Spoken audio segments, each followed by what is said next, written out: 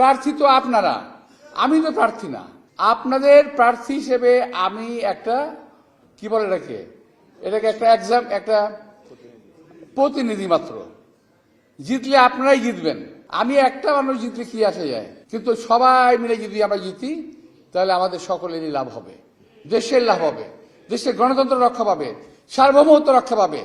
আমরা কতগুলো নোংরা মানুষের হাত থেকে এই দেশটাকে বাঁচাতে পারবো। কিছু লোক আছে শুধু চাই ক্ষমতা, শুধু চাই ক্ষমতা, শুধু চাই ক্ষমতা। বিএনপি ক্ষমতায় বহুবার গেছে এবং যতবার ক্ষমতা গিয়েছে বিএনপি ততবার উন্নয়ন করেছে। দেশের মানুষের ভাগ্যের, দেশের স্বাধীনতা, সার্বভৌমত্বের। শহীদ রাষ্ট্রপতি জিয়া রহমানের কথা মনে আছে আপনাদের? আমি ওনার সঙ্গে অনেক মাঝে মাঝে আমার সঙ্গে ওনার সঙ্গে কথা হতো সামনাসামনি। আমি তো অনেক ছোট ছিলাম, তো ওনার আমি দেখতাম যে উনি অনেক সিরিয়াস কথাবার্তা বলে, যেগুলো অত্যন্ত ভয়ের ব্যাপার আর কি। ছোট ছিলাম তো ওনাকে আমি জিজ্ঞেস করলাম যে স্যার, আপনি এত বড় বড় দেশের সঙ্গে পাল্লা দিতে চান, একটা ছোট্ট একটা দেশ আমাদের, আপনি টিকতে পারবেন? উনি আমাকে রিপ্লাই করলেন কি জানেন? সবার জন্য বলছি এই কথাটা, কেউ জানে না। উনি রিপ্লাই করলেন যে দেখো তোমার মুখের মধ্যে দাঁত কটা? আমি বললাম কেন স্যার, 28 থেকে 32টা। ঠিক আছে, যাই হোক, দাঁত শক্ত না জিহ্বা শক্ত? আমি বললাম দাঁত শক্ত।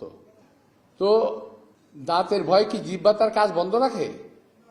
দাঁতের ভয়ে জিহ্বা তার কাজ বন্ধ রাখে না, সে তার কাজ করে যায়, কথা বলে, খাইতে হেল্প করে, খায়, সবকিছু করে।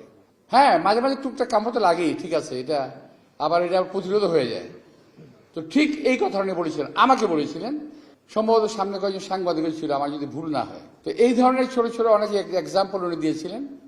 তো এই জন্যই ওনাকে আমাদের আশেপাশের দেশগুলো ওনাকে বাঁচতে দিল না। যদি শহীদ রাষ্ট্রপতি জিয়া রহমান আজকে বেঁচে থাকতেন, আমাদের দেশের অবস্থা এখন যা আছে রাজনৈতিক, অনেক অনেক অনেক উন্নত হতো। অনেকে সিঙ্গাপুরের সঙ্গে তুলনা করেন, বাংলাদেশের সিঙ্গাপুর হয়ে যাবে। আরে ভাই, বহু আগে সিঙ্গাপুর হয়ে যেত। শহীদ রাষ্ট্রপতি জিয়া রহমান থাকা অবস্থায় এই দেশ সম্পর্কে এই সারা বিশ্বের মানুষ আশাবাদী হয়েছিল যে একটা নতুন দেশ উঠে আসছে সামনে, ইমার্জিং টাইগার হিসেবে উঠে আসছে, এই কথাটা আসছিল।